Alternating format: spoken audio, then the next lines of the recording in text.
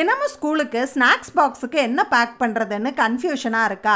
நிறைய காய்கறி போட்டு ஒரு பெரிய பேட்சாக கட்லெட்டு, பொட்டேட்டோ ஸ்மைலி இந்த மாதிரி ஏதாவது ஒன்று பண்ணி நம்ம டீப் ஃப்ரீஸ் பண்ணி வச்சுக்கலாம்.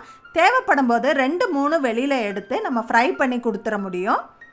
நான் எப்படி கட்லெட் செஞ்சு ஸ்டோர் பண்ணுறேன் அப்படின்னு உங்களுக்கு காட்டுறேன். இந்த கட்லெட் பண்ணுறது ரொம்பவே ஈஸி தான்.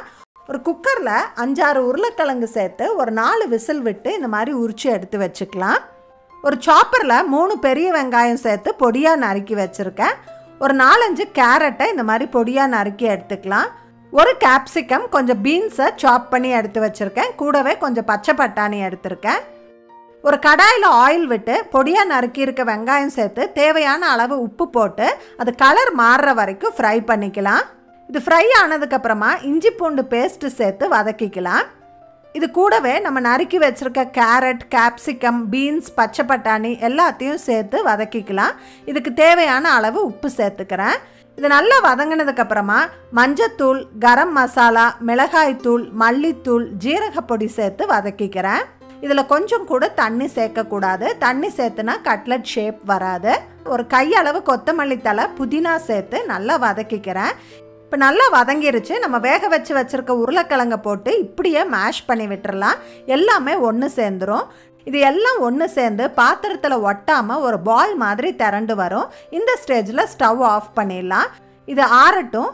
இது ஆறத்துக்குள்ளே ஒரு மிக்சி ஜாரில் ப்ரெட்டு சேர்த்து இந்த மாதிரி பொடி பண்ணி எடுத்து வச்சுக்கிறேன். ஒரு பவுலில் ஒரு 3 டேபிள் ஸ்பூன் அளவு மைதா மாவு சேர்த்து தண்ணி விட்டு இந்த மாதிரி கரைச்சி எடுத்து வச்சுக்கிறேன். இப்போ இந்த கட்லெட் மிக்சர் நல்லா ஆறிடுச்சு. இது இந்த மாதிரி பால் மாதிரி பண்ணி எடுத்துக்கலாம். கட்லெட் பொரிக்கிறதுக்கு ஆயில் வச்சுருக்கேன். நிறைய எண்ணெய் விடணும்னு அவசியம் இல்லை. நம்ம ஷாலோ ஃப்ரை தான் பண்ண போகிறோம்.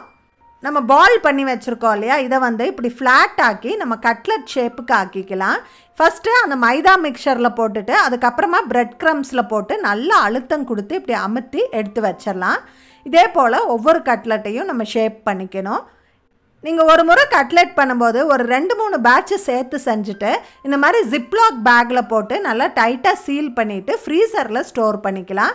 இதை 3-4 மாதம் கூட வச்சுக்கலாம். நம்ம ஃப்ரீசரில் டீப் ஃப்ரீஸ் பண்ணுறதால எதுவுமே ஆகாது. ஃப்ரெஷ்ஷாக ஃப்ளேவர்ஃபுல்லாக இருக்கும். கண்டிப்பாக ட்ரை பண்ணி பாருங்கள். நம்ம தேவைப்படும் போது ஒரு 10 நிமிஷத்துக்கு முன்னாடியே எவ்வளோ கட்லெட் வேணுமோ எடுத்து வெளியில் வச்சுட்டு சூடான எண்ணெயில் ஒவ்வொன்றா போட்டு நல்லா ப்ரௌன் ஆகிற வரைக்கும் பொரிச்சு எடுத்துக்கலாம்.